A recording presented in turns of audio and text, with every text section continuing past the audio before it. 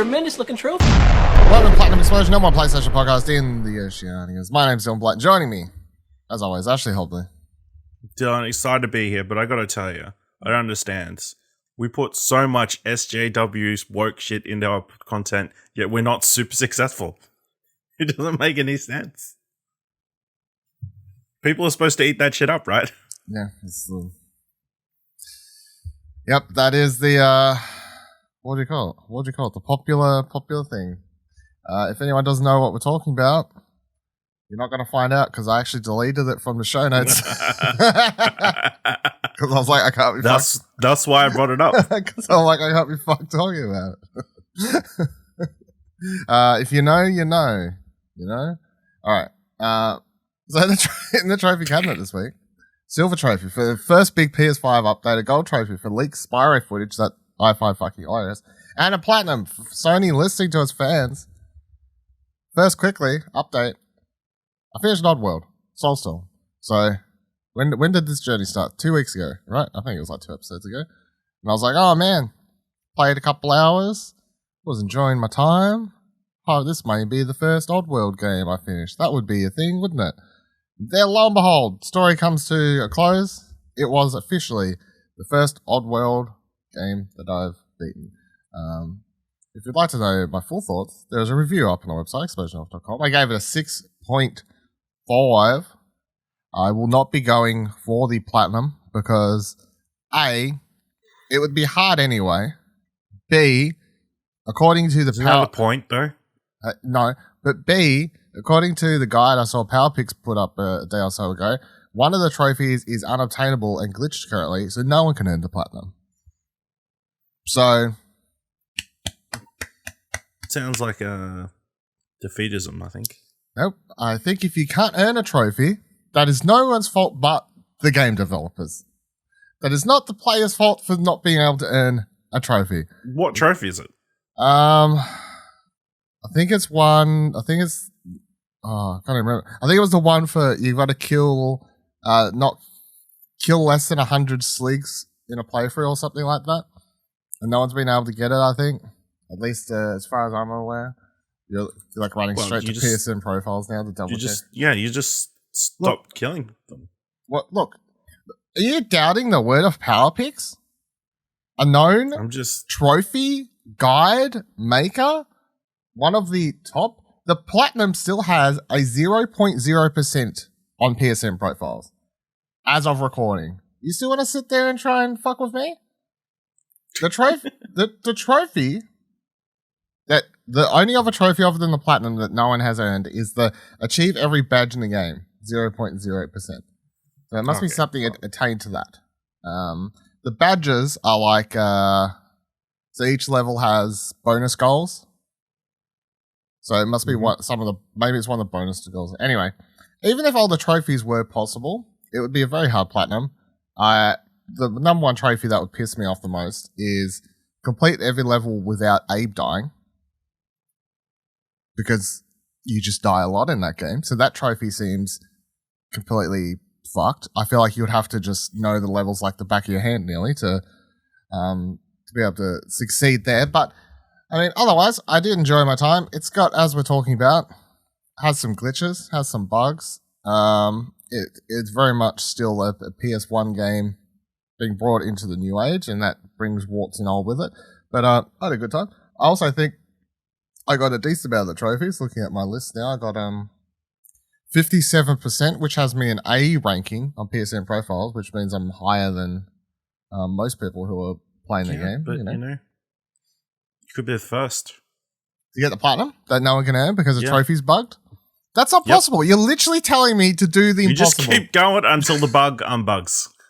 Oh, that's it, Ash. Our podcast recordings are cancelled because I'm going to keep attempting to achieve the bug trophy until it pops because I don't want to miss out.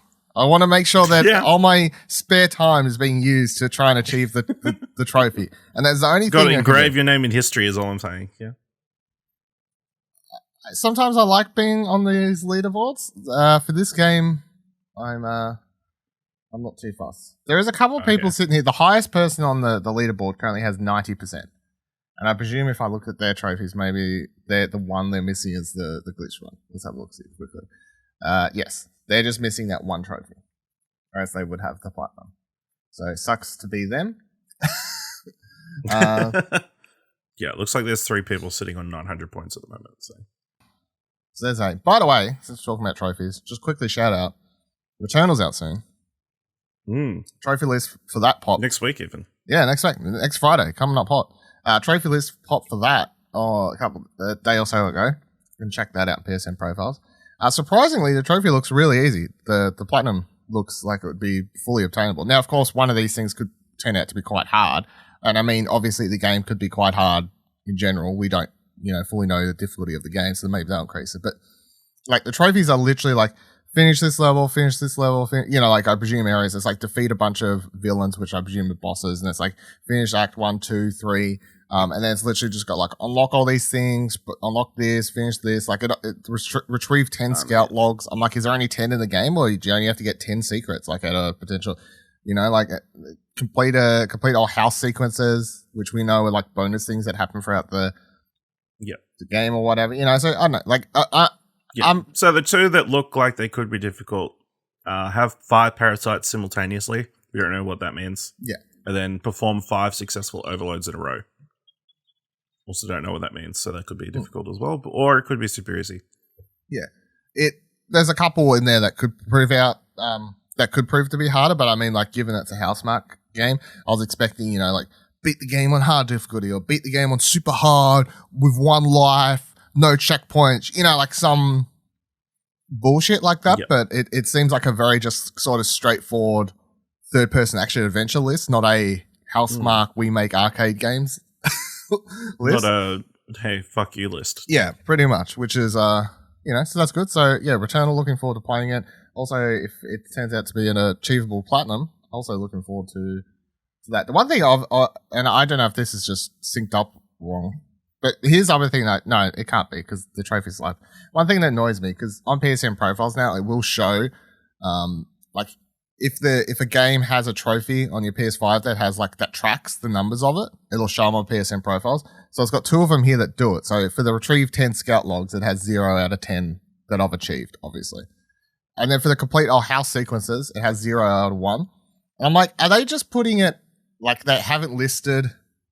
Because the trophy, how many? Yeah, they haven't made it count how many house sequences they are, maybe because of spoilers. So that means they've just injected it as you've got to complete all house sequences out of 1 out of 1 for that task, instead of like letting it list you've completed 1 out of 7 house. You know what I mean? Like I'm like, oh come on.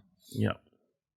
Anyway, I think I just pick up on those things because I feel like I was getting excited when they added that feature to PS5, and I still haven't really seen it in too many games that actually use it correctly and stuff like that. And I still think some of that's maybe because often we're getting games that are still releasing on PS4 and PS5, so the trophy list isn't like fully modified for PS5. It's easy just to import it. Yeah. Over. Yeah. But going forward, I swear, like the Uncharted games, for example, where it was like, you had all these trophies for kill 50 enemies with this gun, this gun, this gun, this, et cetera, et cetera, et cetera. All those sort of trophies, if it was on PS5, they should be correctly... They should show the numbers, yeah. Yeah, they should be correctly showing the numbers on your trophies. That's what I want. So the biggest news, waking up this morning on Tuesday, checking Twitter, as the morning routine is, find out Sony has backflipped over their decision, when was it, like 2 weeks ago at this point? I don't really remember. That they will be keeping the PlayStation 3 and PlayStation Vita store alive. So, Press Out writes, Sony confirmed that it will keep the PlayStation 3 and PlayStation Vita PlayStation stores open for the foreseeable future in an epic backflip where Jim Bright admits they got it wrong. The PSP PlayStation store will still close on July 2nd. In a blog post on the PlayStation Store, Sony Interactive Entertainment CEO Jim Ryan confirmed the news, saying that the stores were originally set to close due to a number of factors, including commerce support challenges for older devices and being able to focus on newer devices that the majority of gamers are playing on. So, a highlight piece from the blog post reads, upon further reflection, however, it's clear that we made the wrong decision here. So today I'm happy to say that we'll be keeping the PlayStation Store operational for PS3 and PS Vita devices. When we initially came to the decision to end purchasing support for PS3 and PS Vita, it was born out of a number of factors, including commerce support challenges for older devices, and the ability for us to focus more of our resources on newer devices where a majority of our gamers are playing on. We now see that many of you are incredibly passionate about being able to continue purchasing classic games with PS3 and PS Vita for the foreseeable future, so I'm glad we're able to find a solution to continue operations. I'm glad that we can keep this piece of history alive for gamers to enjoy while we continue to create cutting-edge new game worlds for PS4, PS5, and the next generation of VR. Thank you for sharing your feedback with us. We're always listening and appreciate the support from our PlayStation community. I feel like this should be... I mean, it was quite a surprise. I feel like no one was ever expecting them to go back on this because Sony, throughout history, and especially Jim Ryan as a person, seems very much like when I say, like, when they make a decision that, like, we know best. You know, it never seemed like an option of, like, if enough people say that this is like, if the fan base, PlayStation fan base, was ever saying, oh, this is a bad idea, why? It always seemed to me like it wouldn't even matter because it just, like, the heads of PlayStation at the moment would be like, cool story, but we know what is best for you. And yous don't like playing old games. So, you know, like that sort of mentality. So, yeah, it's quite interesting. What do you make of this? Shock to the system or? Yeah. I mean, yeah, I don't know. Clearly, it's something to appease fans to a certain degree. They've gotten a fair bit of bad press the last few weeks. So, like, oh, we'll give them something they want, you know? But, you know, just let things die is all I want to say. You don't...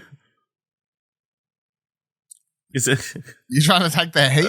You trying to... I understand. Like, I think this is definitely one of those cases where people say they want something, but they really don't want it. You know, now that it's going to be available, are you going to go buy a bunch of stuff on the PS3 store? People already on the were. PS Vita store. Yeah. People already were buying stuff off their stores. Yeah, because they thought it was going to close down, they wouldn't have access to the stuff. But now that it's sticking around, nobody's going to spend a dime for the next 3 months. So they'll be like, why the fuck did we bother? I mean, I saw when I saw the story post this morning on the, like, whatever PlayStation account tweeted. I think it was just the normal US one, but I looked in the comments. There was already people in there saying like, oh, like conspiracy theories starting of, oh, you did this to try and make people all spend money and buy games, and now you're backtracking it. Like it was all a ploy. I'm like, I understand that. Yes, they probably they desperately wanted your $10 for whatever. Yeah, for a bunch PS3 title. Yeah, that's what I was thinking. I'm like, this would be the weirdest ploy to get like a very minimal amount of money that really it doesn't amount to anything. Like in the long run, what's it achieve? It's like for the smallest amount of money, and it's what do they do now? No, that's silly. They definitely did want to just shut it down because obviously they're paying money to keep those stores online, those servers online or whatever. Now, of course, they're a big company and they can afford, but at the same time, the reason they were choosing to close it is because they were being a business and going, where's, like, do we actually need this? We can, like, save money if we close that. And obviously that's the reason that they chose to close it in the first place. What they never took into account is, I guess, like, what's the, you know, the plus negative. People don't like being told they can't have something that they had. Well, I feel like here's what I'm hoping. Because this is the thing. Like, I'm glad that they've done this because it's not that I want the stores left on the right. It's that I hope when they now find an actual proper solution to solve what the major problem is. Because the major problem isn't that the stores were going offline. The major problem people were having was that games were disappearing, right? So what they need to do is if they want to close the stores and like shut down that segment and save money on that server space or whatever the hell, they need to, and hopefully they are looking into this, they need to find ways to move the games that people were upset about not being able to buy or at least stick into the history books or whatever. They need to find a way to move those somewhere or a way to archive them, or they need to make a way for people to be able to buy DRM-free copies or something. Like, whatever they want to do. I don't know.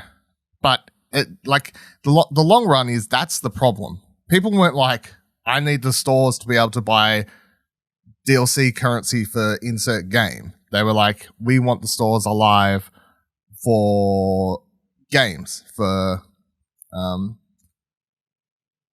be able to play them, to be able to just, I mean, we talked about it obviously for like half an hour last time or whatever, but I to the point, I was like, I personally don't care. I'm not going to go back and play these games. I'm only talking about it from the point of view I do get and I do understand and I'm all for, is that, and because it's an argument we have all the time in the game space, which is that video games as a medium are just not very good at,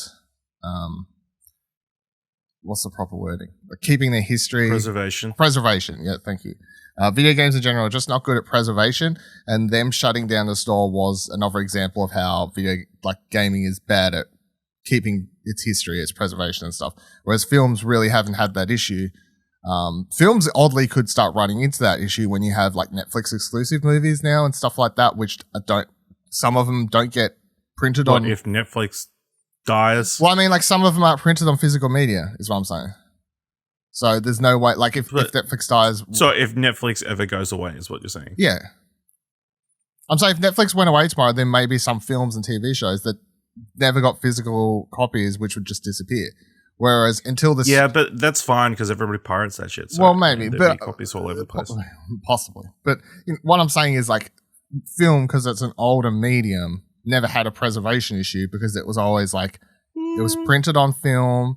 It was, people had VHSs, stuff. I'm sure you can make the argument, yes, there's some indie films or like obscure things that are hard to find, et cetera, et cetera. There's always going to be problems, but film never had straight away the same issue that we're running into now.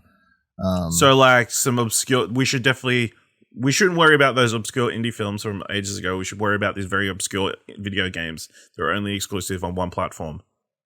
No, we should worry about both, but this is a video game podcast, so I'm sticking to the video game side of things. If you want to talk about movie and TV preservation, we can do that on What Do You Want to Watch next time we record an episode. Yeah. I think, Sony, what they should do is just cancel all the exclusivity deals for all those games that were available only on the PS3 or Vita store, and then the publishers or developers can do whatever they want with it from there. I mean, in a better world, and why is the onus on PlayStation to keep these games alive? I mean, if they published them, then but they didn't. They just some of them sold them on their store. Some of them. Well, if they had published it, then yeah, the onus is kind of on them. But I'm sure not all of these were.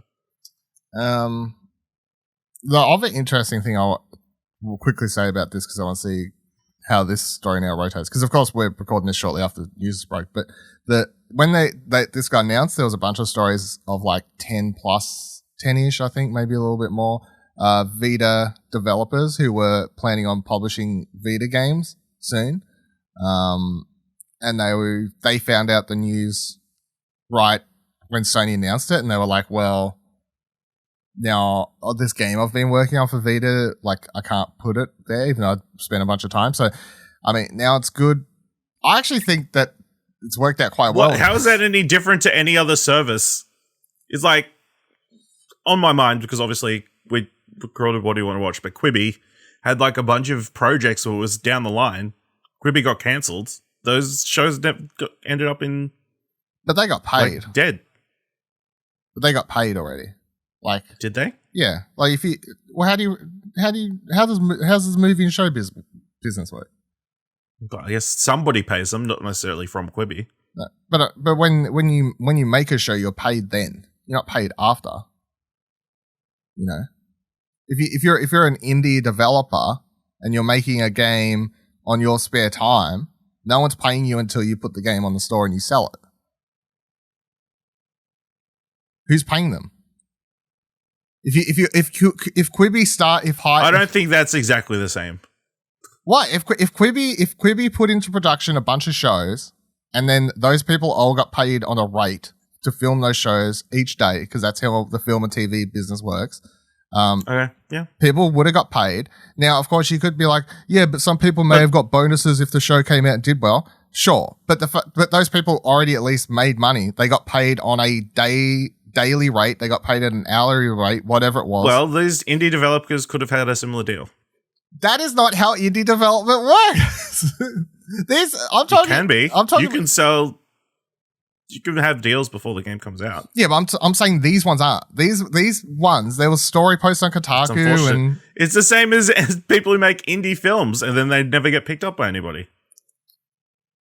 I'm sure that was the case. Some of these Sundance or random art films got picked up by Quibi, and they never got released. I highly doubt Quibi brought a Sundance film. Fucking point me to that. Point me to Quibi buying a Sundance film. Not like a high quality Sundance film, but one that didn't do very well. Oh my god! Poorly received. I swear to God, if you're listening to this, I need everyone just to tweet at me and Ash and fucking because this. So people listening. I'm just sick of feeling sorry for everybody. If you're listening to this in your car and you're wanting to pull over and start a fight with Ash, his Twitter account is at Ashley Hobley. ASHLEY. No, it's at your boy Ringo. HOBLEY. No, it's at Nicholas Pryor. It's at Nicholas Pryor. So hit him up. Or you can join our Discord, watchingnetwork.com/Discord, and feel free to yell at him there because, this is definitely, I feel your pain. Right, moving on. I didn't see all those people getting upset when the Wii store closed, is all I'm saying. Yes, they did. What are you talking about? And then Nintendo did actually follow through because they were losing money on that. So. People got upset when the Wii store closed. That's a part of history. They did. Google it. Yeah, but then are they still upset? Yes. Do you listen to a Nintendo podcast? People are still upset about that. People are still reckoning that the Switch still hasn't got the same level of, whatever you call it, backwards, whatever, Nintendo history shit in there. I mean, the solution is physical media. Moving on. Well, it all just comes back to that, doesn't it? Yeah. There you go. It does. All right. If you want to be sure you always have your game, buy physical. Talking about physical stuff. So I'm going with it. PS5 is the fastest selling console in US history. Eurogamer writes, according to market research group MPD, Sony's console is the fastest selling ever in the US in both units and dollars sold. That's lifetime sales with 5 months on the market. The PS5 sold 4.5 million units globally in 2020. In February, Sony said it was on track to sell over 7.6 million PS5 units by 31st of March 2021. It's a remarkable success for the supply-constrained PS5, which Sony launched amid the pandemic. Demand for PS5 was heavily outstripped supply, and it remains out of stock at a raft of retailers. Jesus, excuse me. This is the fastest-selling console in history, and it's one that everyone's still complaining that they can't buy and get access to. So I'm presuming that the only people that Sony has to thank for this is scalpers. Because scalpers are just sitting on warehouses of PS5s and Sony's. I don't even know. You know how they always used to say, what's the wording? It'd be like shipped. Like if you ship a game, it's only shipped to the store.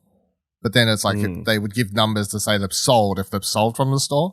So I feel like they need to add a third metric of they've shipped it to a store. A scalpers then brought them all and shipped them to their own warehouse. But then how many of those PS5s have then shipped from the scalpers warehouse to actual consumers? I need the full metric here. Either way, it's quite shocking.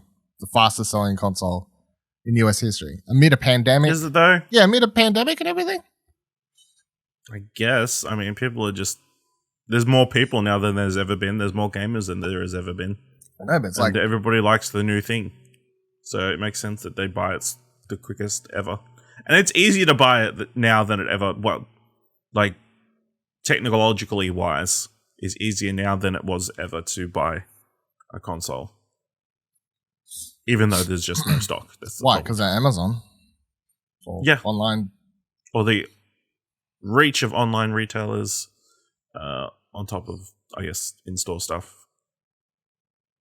Yeah, I was surprised amongst how much you gotta think all the way back to even when they were, when was coming up to the PS5's release, there were all these stories about them not having enough parts, talking about how many consoles I was able to get, flying in these jet planes of them to places to try and get stock out there. Like, remember when the pre-orders went live, I was thinking like, oh, geez, how many consoles are going to be around the world? Like, it really seemed like there was going to be a small number, and then you read these numbers. So, I don't know. I thought it was quite shocking, but good for Sony, I guess. Press Start writes, the first major PS5 system update adds external hard drive support for PS5 games and more. Sony has announced the release of the first major PS5 update, releasing what's out now, and it finally adds one of the most requested features. As of now, you'll be able to store PS5 games on an external hard drive. Obviously, you won't be able to play the PS5 games off the external hard drive. Another caveat with this is that you can't download games directly to the external hard drive, but you can move them once you've downloaded them. So, in case that did make sense, to boil it down, it is because it is quite helpful if you care. You can now buy an external SSD. You can then download a PS5 game to your internal PS5 storage, and then if you don't want to play it, but you think you might want to come back to it later, and you want to clear up some space, you can move its files to the external SSD, which will then allow you to copy it back over later, which is obviously a lot faster than re-downloading the whole game. Like, a massive 50 gigabyte gigabyte game may take, I don't know, I haven't done tests, but maybe like between 5 to 10 minutes to copy over, something like that probably. But that's still a lot faster than hours, an hour, depending on how long how fast your internet is. So, helpful feature. They still haven't talked about when the internal PS5 SSD will be up and running and working. They said apparently information is coming soon though. I did see another story though the other day. Someone just decided to test after this update to see if anything had changed on the back end, and they put, because inside the PS5 they've got that internal slot for you to add expanded memory, and someone put a SSD in there, and then their PS5 just wouldn't turn on. Like, so Sony's got something in the system where if it recognizes that someone's got SSD in that slot, an extra one, your console just won't turn on. So they must be really scared that, like, because it's a firmware issue, not it's nothing to do with the console itself. They've got the slot there. It's just a firmware thing they're still working out or whatever. So, and they must be really scared if people if they opened access early, it might fuck people's consoles up or whatever. So, yeah. Is this something that you would take advantage of? Because I know you like to keep 1 million games installed, apparently. Yeah, probably. Going to be in the market for an SSD. Looking on Amazon and stuff. See what. So they have a maximum size drive? Not that I know of. Like, I know people have got like 2 terabyte ones installed and stuff like that. Like, yeah. So I'm not using. I could be using it now, but I don't really plan to. But the one I've got is the Samsung T5, I think is the model. T5. Yeah. 500. T5 extend. Yeah. 500 gigabytes, I think I got. Maybe it was 1 terabyte. I can't remember. Either way, that's where I store all my PS4 games that are installed online. I've now got, of course, now I've got room that I could just copy over PS5 games off if I want. But I've had that one for like a week after launch or whatever it is now, so I've had no trouble with that so far. So if anyone wants a recommendation, there's my recommendation, I guess. It's real tiny too. Like, if you're watching the video, I'm not like even under exaggerating. It is this tiny, lightweight external SSD. I'm looking at it now. It's 57 millimeters by 74 millimeters. Fucking tiny. So I plug it into the back slot USB, like one of the fast ones back there. And then I've kind of got it just sitting under my console because like with the stand, I can just sit it under there now. Just hide it away. No one knows. It's just sitting there. It's very good. This is compared back to whenever I had an external plugged into my PS4 or PS3 back in the day, and big fucking bricks and stuff. So. The other major changes are in the form of Game Base, which now lets you swap between parties and friends, and the ability to pre-download game updates so that when they release, you can start playing them instantly. So both of these things are great. The changes between parties and friends is really good. I've appreciated that already so far. I always kind of found it annoying that if you open up the game base or, to see what your friends are playing or try and send someone or whatever, it's just all you sort of group together, and your favorites up the top were always just whoever you'd most recently been in a chat or messaged or whatever. But it also meant if someone just sent you a random message and you didn't want to talk to them again, it would still just be, stuck to the top or something like that. So I think having... lucky you've got nobody like that. That's true. So being able to separate parties to friends is handy, I think, because that means I can just go straight to friends and do what I want to do, which is just scroll through whenever I log onto my PlayStation and be like, what's everyone playing? What are we all playing today? The app is also getting a number of... and of course installing updates early. That is handy. I'm hoping in the future that it may just... I'd like for it to notify you sometimes. I know it'd be kind of cool. Like, hey, this update's going live. Do you want to pre-install it? Very cool. The app is also getting a number of updates, including the ability to join multiplayer PS5 sessions, manage your PS5 storage, and sort filter products in the PlayStation Store.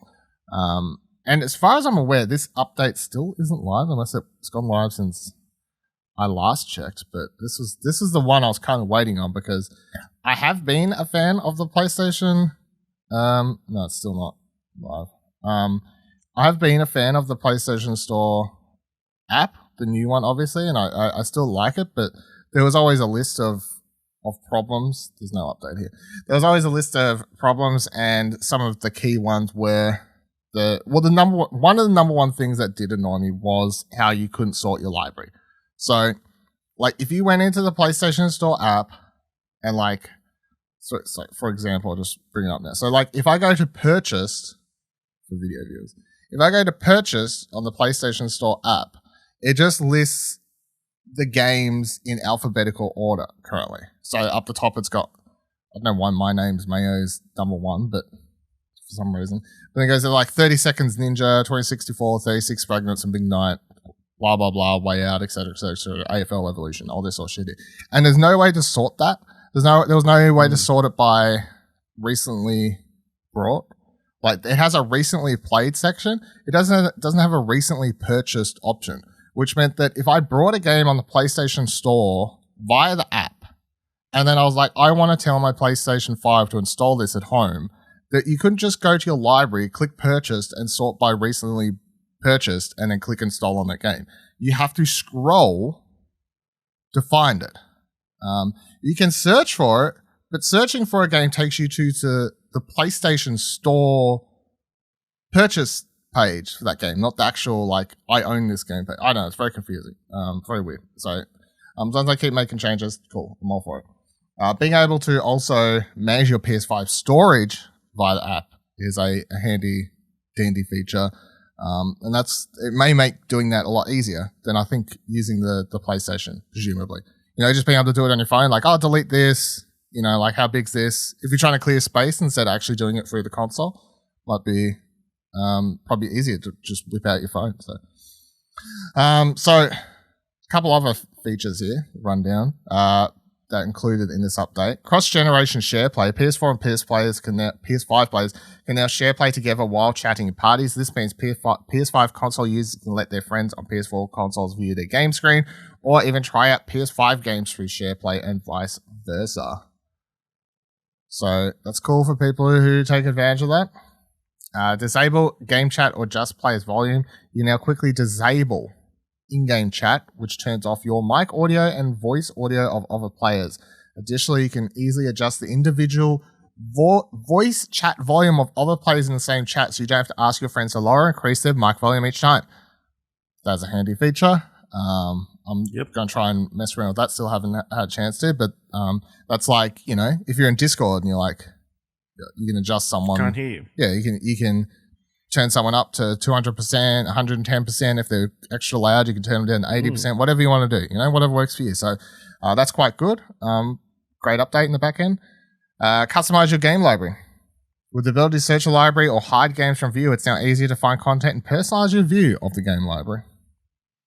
Still no custom themes. You can now adjust the magnification of the screen to suit your preference from the settings menu. So that's good for people who are having trouble reading the text on the new one and stuff like that. New trophy settings and stats screen. The level of trophies that result in automatic capture of a screenshot or video clip can now be customized. So you can now choose to only capture and save images, videos, or moments when you earn higher grade trophies like gold or platinum. We're also introducing a new player trophy stats screen where you can track the summary of a trophy level and status at a glance. So I changed my save setting to, I think I set it to silver, gold, platinum, or maybe I just went gold, platinum. I can't remember. Either way, I turned off bronze. Like I said, don't grab screenshots, don't record videos for bronze trophies. I'm pretty sure I just changed it for silver and above. Fuck bronze trophies, yeah, right? Yeah, well, I mean, like, bronze trophies, hashtag every trophy counts and all that. But, like, most of the time earning a bronze trophy, they're not cool enough that I want the video or the screenshot. So, turn it off, especially because saving those 30 seconds, because I also already changed mine to record 30 seconds instead of 15. So every time I'm earning a trophy, it's saving a 30-second 4K video or whatever. It's like, obviously, I kept having to go in and, like, delete all of them, like, periodically to clear up space. So, cool. That is, it's a pretty decent update. Pretty chunky first major update for the PS5. Some good stuff in there. All right, Horizon. Zero Dawn's Aloy has joined Fortnite. Press start writes, in a limited time mode, players will automatically be outfitted as either Aloy or Laura in a duo mode, with their teammate being outfitted as Ovat. So this mode is currently available until I don't actually know when this limited time mode ends. Anyway, you can play it now. At your disposal will be bow for Aloy and dual pistols for Lara. Keep an eye out for wildlife and master your crafting skills to upgrade your weapons. A number of other Horizon Zero Dawn items have been confirmed for Fortnite. All items in the Horizon Zero Dawn bundle will be available individually, but the bundle includes the Aloy, the Skywatcher loading screen as an added bonus. Additionally, anyone who owns the Aloy outfit and plays Fortnite on their PlayStation 5 will unlock the Ice Hunter Aloy style. Blada, blada, blada. You can now buy Aloy. You can now play as her. She's came out last week, April 15th is when she launched. So, and you've got the limited time duos mode with Laura currently.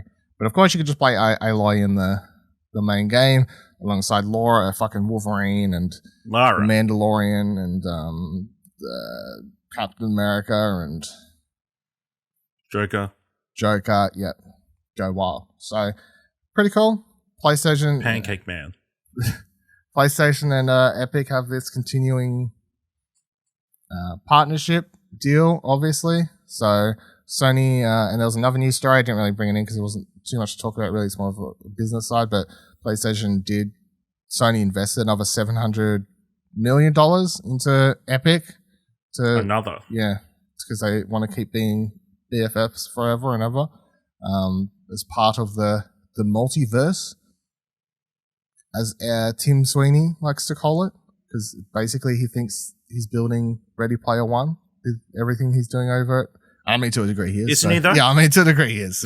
But like the fact he calls it the multiverse or whatever, he's like it's very on the nose aware of like what he's doing, I guess. So yeah, are you gonna jump into Fortnite? Want to play as Aloy? No, I'm good. No? I mean, it's cool for people who play Fortnite, but yeah, I'm not desperate to jump back in. How rude. If you want to play some Aloy though, PSA, Horizon Complete Edition will be available to download for free for you by the time this posts. And it's available until, I'd have to double check the date. I should double check it. I thought I had off the top of my head. I think it's like end of the month, April 30th. I think it's like the 30th? Yeah, I think it's the 30th off the top of my head. And it's the complete edition. So that includes the Frozen Wilds DLC. And you don't need to be a PlayStation Plus member. This is part of the Play at Home initiative. Press start says May 15th. There you go. Yep. So you've got a while to redeem it. Go gold. Go ham. Go bold. Go icy. Do you need to do? I'll be redeeming it, and then I'll think about if I ever attempt to play that Frozen Wilds. Yeah. I mean, as I said previously, now that I'll have it actually sitting there, it could be an option. Who knows? Uncharted Lost Legacy director Sean Skagi has rejoined Naughty Dog. So Pushcare writes that the director of the critically acclaimed Uncharted Lost Legacy spin-off has rejoined Naughty Dog. The industry veteran left The Last of Us maker to lead development on Marvel's Avengers, but has announced on Twitter today that he's returned to, quote, the kennel as the creative director and writer. Welcoming him back to the field, the official Naughty Dog account said that it is, quote, looking forward to doing awesome stuff together, end quote. The studio is working on many projects at the moment, including a rumored remake of The Last of Us for PlayStation 5 and a semi-announced multiplayer game. The reports recently that it was also at one point collaborating with Sony Bent on a new Uncharted game. So, they bring back someone who had previously worked as a director on a project, who just went and did directed Avengers. They're not going to have him back in the mailroom. But so where do you reckon is he being chucked on the Uncharted game? Like, what do you reckon the go is? Yes. Yes? I mean, it would make sense. Like, yeah. The guy who directed the spin-off now gets to direct a main one, I guess, would be a thing. Or the remake, whatever they're doing. I would, out of the options, like, especially if this guy's now, if Sean is doing an Uncharted game, would it not just make sense for it to be a continuation of, like, it's starring, like, Chloe? Like, wouldn't... Yeah, maybe. I mean, I know everyone kind of wants it to either be... Uncharted, Lost or Legacy. Yeah. Everyone either wants it to be, like, the remake, the continuation of the Drake storyline, which, at this stage, I feel like that's no chance. It's done. I'm putting it out there right now. If you haven't played Uncharted 4, Uncharted 4 spoilers are officially... Like, they're on the table on this podcast. I'm not giving a spoiler warning from now on. Like, that game is old enough. People want to be able to play as Drake's daughter, obviously, is the one everyone wants. But also, let me chuck out an idea. Is it too on the nose? Would it be a bad idea? Chloe teaming up with Drake's daughter as a teenager. Like, Chloe's... Drake's daughter's like a teenager. Chloe would be like, I don't know how old she is in Uncharted games, but she's not old enough that she still couldn't be adventuring, given that fucking Sully runs around and 100 years old, or however old he is. You know what I mean? No? Wouldn't play that? No, I mean, if they had a good reason. Okay. She lost her homework? I would be open to it, but it's not like that's the one version of the game I want. Yeah. Well, what's the version of the game you want the most? I've said it before. I want Sully prequel. Sully prequel. Yeah. You'd be full on Indiana Jones, but Sully. So this is set in like 1960. Yeah, something like that. So then it is just Indiana Jones, because then you're fighting Nazis, right? Yeah. Who doesn't want a game where you fight Nazis? You know, it's what's the word? Direct competition, I guess. To the Indiana Jones game that Machine Games is working on? Yeah. Yeah. You know, we still don't know. I mean, they make first-person games, so I'm going to be highly thrown a loop if that comes out and it's a third-person adventure. I'm kind of expecting it to actually be first-person, to be honest. Because it would make it... That seems silly. Why not? Because at least then it would stand out differently from Tomb Raider. You pay all this money to look at Indiana Jones in the game. I don't want to look at him. That's what people pay these big bucks for. They want to see the back of Indiana Jones' head. I just need to see that whip, come down my hands as I'm flying across. They take the Spider-Man mechanics for web slinging and just make it into whip slinging. Yeah, but that's third person. Maybe that's it. Maybe when you swing, it goes third person camera. That's when you see him. But then when you land, it goes back to first person. But yeah, Sully. I think it'd be more fun than Indiana Jones. Alright.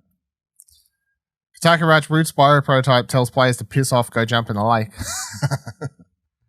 Saw this stuff though. It's fucking so funny. Spyro Year of the Dragon is a classic 3D platform that's well remembered as a wholesome, fun adventure. There's nothing wholesome about the prototype. The game recently leaked online by YouTuber user H1D405. Instead of happy memory... HWD405. Yeah, what does it? H1D. Oh, yeah, well, testing you. Making sure you're paying attention. Instead of happy memories and cute interactions, here the Forgotten Realms are very, very rude. In fact, it seems like everybody hates Spyro in this build of the game.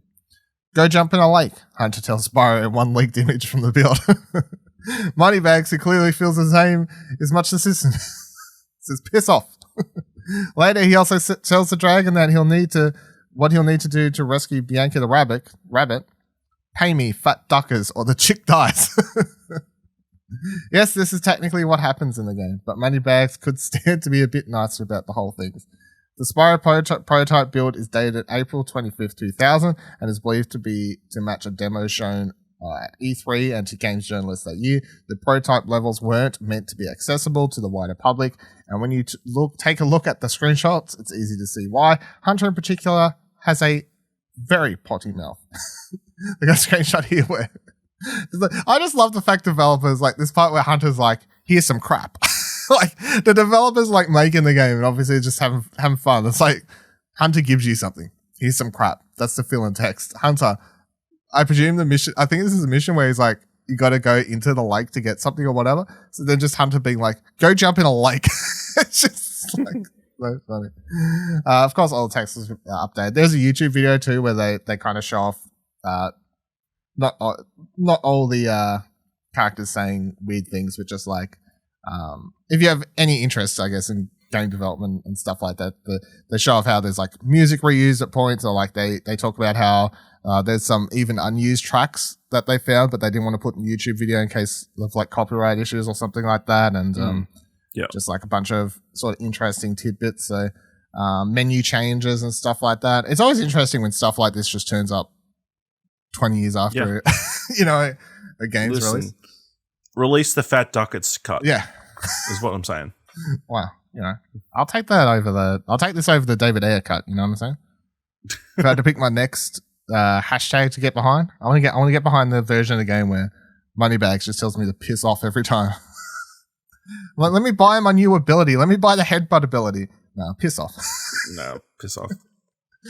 Just want him to. I want to add like proper voice acting for the lines too. I just want like a really thick like British accent or something. Piss off or something. I don't know. Helen Mirren. Yeah. No, just fuck off. Love it. It's good shit. All right, and finally, shout outs to Kind of Funny, who did and Blessing over there, who did an episode of The Blessing Show, and it was made entirely, well, it was, obviously they've edited in like stuff here or whatever, but primarily it was made inside of Dreams. Of course, we're big fans of Dreams here on the podcast. This is something that I wish I could have had the ability to get someone to help me do. So they got Team Pig Detective is the people who did the Dreams creation part of it and recreated Blessing inside of the game and a background image and stuff, and they've added an Easter egg of recreated his apartment. Yes, recreated his apartment and his like setup where like the video starts, the first couple of seconds he's sitting like normally the way he starts the episode, and then does that whole like cool thing where it's like, oh, what like translate, all of a sudden he's animated. Yeah, I was like, oh, that's pretty cool. And then you've got Pig Detective sitting on the bed in the background, and then periodically, because the rest of the video is about talking about why Dreams is cool, and of course we can get behind that message, talking about some cool Dreams games, points out a bunch of ones that we've actually talked about on this show. About 3 of the 5 nominees for best stream this year. So yeah, and then but when it cuts back to the bedroom, at times the Pig Detective in the background's like doing different things depending on what game he's talking about. I remember he's talking about some racing game here at some point. I don't remember. I hadn't actually seen. But when he's talking about the racing game, it cuts back to the bedroom. Pig Detective's like in a little mini toy car, just like doing laps on the bed. So I was like, oh, that's pretty funny. I appreciate it. But this is very cool. This is definitely also, I think it was very cool because not only, of course, did this help show to Kind of Funny audience, I guess, that Dreams is cool for a lot of people who may not be paying attention and watching it, but also this got picked up by a lot of news outlets who started covering it, like major, outlets that were like, hey, someone did they did an entire episode of this thing inside Dreams, like how cool's that sort of thing. So I thought it was very cool.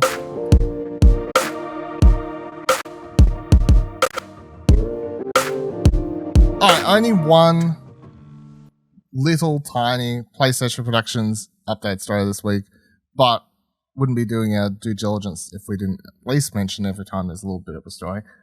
Deadline writes that The Last of Us, Gabriel Luna to play Tommy in the HBO series.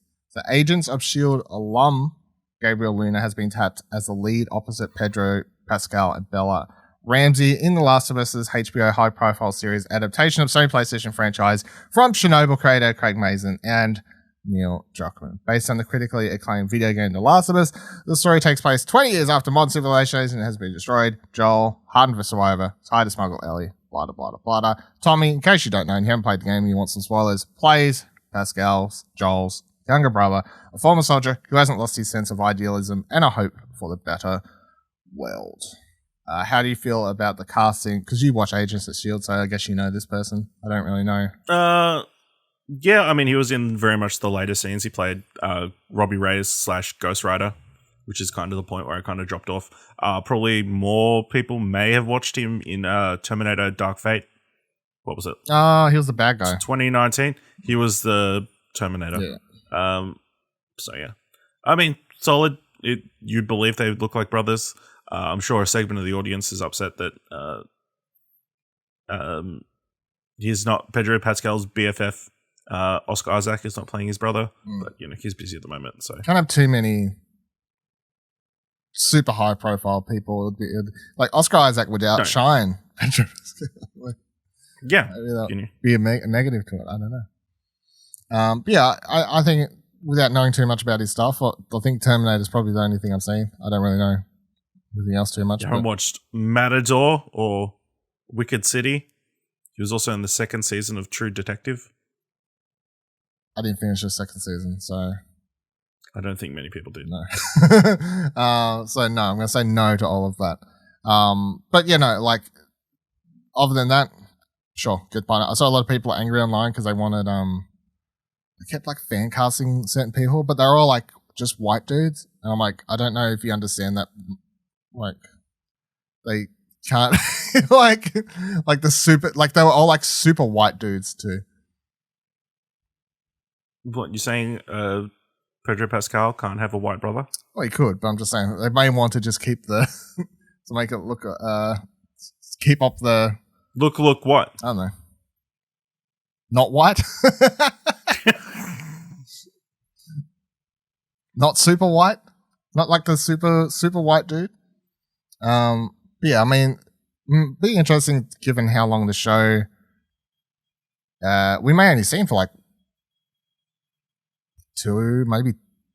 I guess maybe the start of the first episode, but then you may not see him. I guess depends on how the adaptation's working, but you may not see him until like the final 2 episodes kind of thing, So it's not like he's. I understand that Tommy would be an integral role in the second season, whatever, if the second season goes to the second game, obviously. But whereas adapting the first game, Tommy not that important. You know what I mean? Like no. Like he's definitely a lot more important in the second game. So, there you go. And that'll do it for this week's episode of Platinum Explosion. Let us know any comments, questions, or concerns. And as I said, any concerns you have about anything Ashley said, feel free to let him know on his Twitter or on the Discord. You can find all of our Twitters by heading to explosionnetwork.com/Twitter. You can find our Discord by heading to explosionnetwork.com/Discord. If you like the show and you thought it was $1 or would like to support us in any which way, head to our Ko-fi page, explosionnetwork.com/support. For as little as $1, it'll help out. And help build my defamation defense. Yeah, well, I think we'll have a vote to veto you using the funds for that. You're on your own. You're on your own. Sort it out. Until next week's episode, remember that every trophy counts. Hey, don't forget you can subscribe to the show wherever you're currently listening, and you can drop a review if you can. Find more great shows like this and more content over at explosionnetwork.com, and please consider supporting us for as little as $1 over on our Ko-fi page by heading to explosionnetwork.com/support. Thanks for listening.